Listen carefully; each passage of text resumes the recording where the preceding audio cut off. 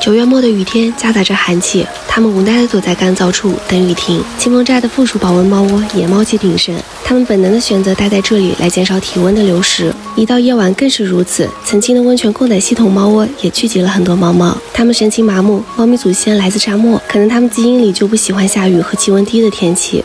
再来看看双子2期，上面没有猫猫的踪影，下面待了几只，看它们的神情不是很舒适的样子。冒雨走进来的百丽花似乎无处下脚，没有它满意的地方。雨季的洗礼，土地坍塌，门前的猫爬架发生了明显倾斜，双子2期的边缘被猫猫抓成了大弧形，用不了多久将会穿透。拜拜了，双子2期。把它改造成舒适的猫猫客栈，与旁边的联盟餐厅相互呼应。这次设计客栈不再是之前的样子，而是附加了很多功能，通风、保暖、防雨、舒适为主。缩小了客栈的室内面积，一部分面积被遮雨台所取代。这个台子中午时还可以遮阳，用护栏增加一下猫猫的安全感。入夜了，回头看了一下旁边的夏季猫窝，它们为了取暖都开始抱团睡觉。今夜一定要把第1层完工，猫猫们就多一个保温设备。这是客栈大门，采用百叶窗结构，中间留了一点小缝隙通风，雨水进不去。呀，你们都来体验啦，这样后期清理就不用拆卸板子了。大门的两边搞上透明的窗户，时刻能观察到里面的情况，一层基本框架就全部搞定了。今天晚上先做到这儿，剩下的明早再整。到家睡前好好刷个牙，最近在用 YoSmile 的最新款 Y30 Super 槽净刷，全网销量霸榜的电动牙刷，跟2大牙科医院共研，上百个真人实测过，能够去渍、防蛀、清口气3管齐下。以前都是手刷，边角很难刷到，结果智齿蛀了个大洞，换了笑容夹，牙再也没蛀过，用了小半个月。刷完将个牙齿做了个 SPA， 整个牙缝都在大口呼吸，震动力道很足，刷牙爽快又带劲。刷一次顶手刷4次，牙菌斑清除率拉满。它自带的 AI 算法就像高级牙科专家，能够自动变化不同的刷牙模式。早上有口气就开始清新模式，配上灵活弯曲的缓震刷头，能够贴合牙齿结构，把后槽牙缝里的臭东西给勾出来。猫猫看到我都不跑了。妈妈，你的嘴可算不臭了。晚上会根据不同的牙齿死角深度清洁，刷牙面时开启去环模式，上下打扫服，刷走牙渍再抛光。大牙窝勾勾合剁，自动切换防蛀模式，震动力加大，避免没刷干净长蛀牙。平时刷牙小猫喜欢蹭我，多亏漏刷提醒我哪里没刷干净要补刷。补刷右下区。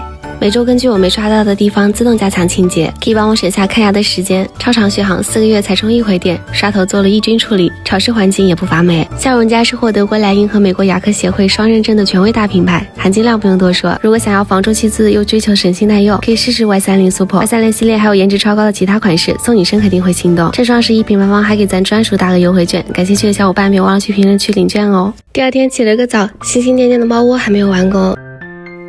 天已值班了啊，下回可早点来。里面的小白睡姿好惬意，只好睡得很香。三花被我吵醒了，继续赶工。第2层也是同样的框架，双层大概能容纳下个20只猫猫栖息，没问题。这觉可真大啊，我在上面钉钉子，大白字一点也听不见啊。保温板不可少，制作了个简易圆规，画个门洞出来。这个就是猫猫们进出的门洞了。平台处铺上木方，高处护栏更必不可少，内里也铺上厚厚的棉垫。上层的中间是落地窗，平时猫猫们在里面休息，还可以晒到太阳。